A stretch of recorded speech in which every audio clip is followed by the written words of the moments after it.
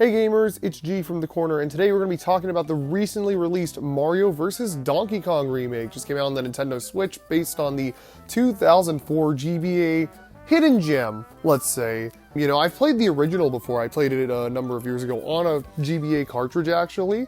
I talked a bit about my history of the series back in the Mario vs. Donkey Kong Miniland Mayhem Legacy review I did when this remake got announced. But, you know, I was interested in checking out this remake, although I'll be real, they announced it a little too early. This is a remake of a GBA game, nothing super substantial here.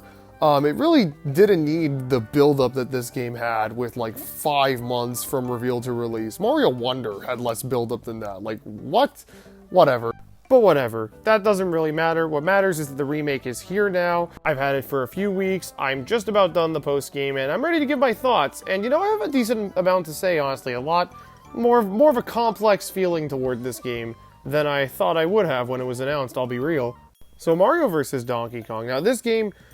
simple puzzle platformer Mario Donkey Kong based off of the 1994 Game Boy version of Donkey Kong, which is a port of the original that turns into a full-on sequel with tons and tons of new mechanics and stages. That game got its own sequel developed by a different team in America called Nintendo Software Technology in 2004 called Mario vs. Donkey Kong. And now that game has gotten a full remake in what is likely to be the final year of the Switch. Woohoo! Fun stuff. The game itself is a puzzle platformer, emphasis on the puzzle. Mario, you know, Mario's a 2D platforming series, but this doesn't control like most Marios. You're not very fast, your movement is very methodical, you gotta kind of just move stuff around a lot of the time. It's a pretty fun gameplay system, I'll be 100% honest. I'm not gonna act like it's garbage or anything. The loop is, you know, somewhat satisfying. You hit switches, you maneuver objects, you pick up and toss enemies, you know, just a lot to get the key, to get the door, to clear the stage. That's basically the progression of every level in the game. It's you unlock a door and then you get a mini Mario toy. The plot of the game is that DK is after these mini Mario toys that he was really into after watching an ad for them. It is nothing super substantial. At the end of each world, you'll play a level where you have to guide all of the mini Marios to a toy box. It's a fun change of pace from the standard fare. More about trying to keep a safe trail behind you than just, you know, straight shot to the end of the level, solving puzzles along the way. It's more methodical, it's more chill. I like these levels. They also have a really good background music that has kind of become the main theme of this series, which, you know, hey, you need to pick a reoccurring theme. That's a pretty good one to have, I'll be 100% honest. The game goes through these motions for about 8 worlds. The original actually only had 6, but they added 2 brand new ones in this remake, and honestly, those 2 are very well designed. They fit right in with the original. I'd say the 4th one is probably the best world in the whole game. Those levels are very well designed, and the gimmicks they introduce in that world are all very good. And actually, after you beat the game, you get basically a plus game that is, you know, alternate color palette versions of some of those level themes that you've already seen with a new gimmick. Instead of being this like 2-half system like the earlier levels, you just have one level where you're guiding one mini Mario with a key to the door. And honestly, that's when the game started to get challenging, because I'm going to be 100% honest, the game was cakewalk, an absolute cakewalk until I got to this part of it. Like, so easy. I was enjoying myself for the first 2 worlds, because I was like, yeah, we're just kind of getting into the swing of things, but after that, like, World 3 was just, oh my god, it was a slog. The 4th world had fun level ideas, but then, you know, 5th world, 6th world, 7th world, all just very simple stuff. And then the 8th world, well, you saw those levels on the corner plays. They were pretty tough, all things considered, at least in co-op. But then after that, the game gets more fun for a little bit, and then it gets kind of frustrating, and then it kind of peters out towards the end, you know? It's an alright time. Nothing that's gonna really test your limits, maybe with 1 or 2 exceptions, but I'll consider those more frustrating tests of patience than actual fun challenges. But it's for what it is, honestly, the difficulty is pretty serviceable.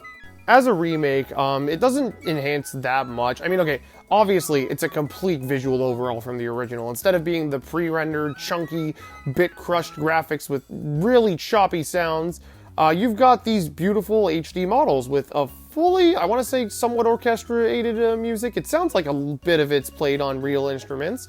Honestly, the score is not very good. I'll be real. The score in none of these games is that amazing. I think I mentioned Miniland Mayhem having some pretty catchy tunes that are lively, but that's like the only exception to the rule. And I guess the original Mario vs. Donkey Kong. And like the songs I remember from that game translate to this game pretty well.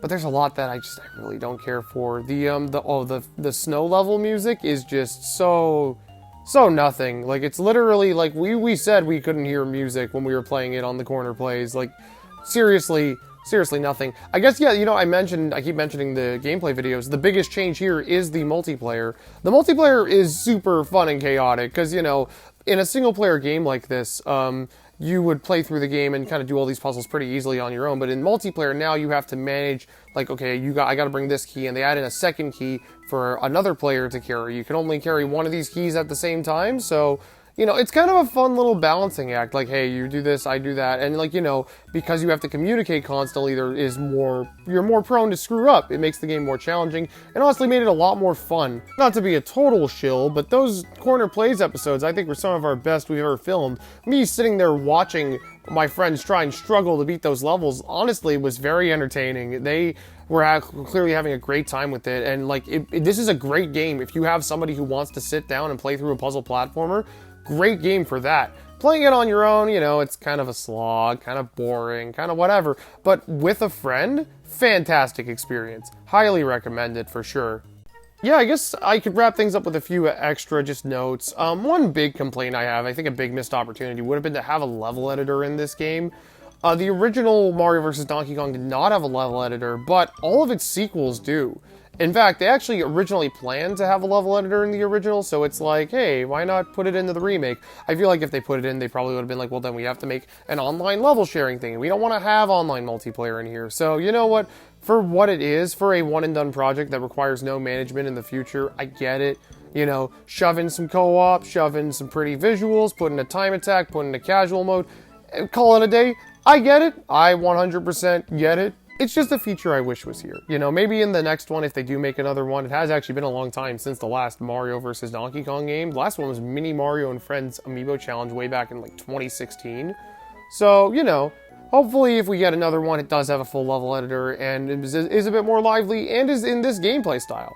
I really hope they don't go back to the Lemmings clone style. When this game was first leaked, I assumed that was what we were getting, but I was extremely surprised to see that we were getting a remake of the original instead, which honestly, you know, this is probably the instant recommendation if you actually want to try this series. I think this is the peak of what they have made with the series, aside from, I guess, the original 94, which isn't even playable on the Switch and wasn't even made by the same team, so it's really hard to hold that to the same standards when it's not the same chefs in the kitchen.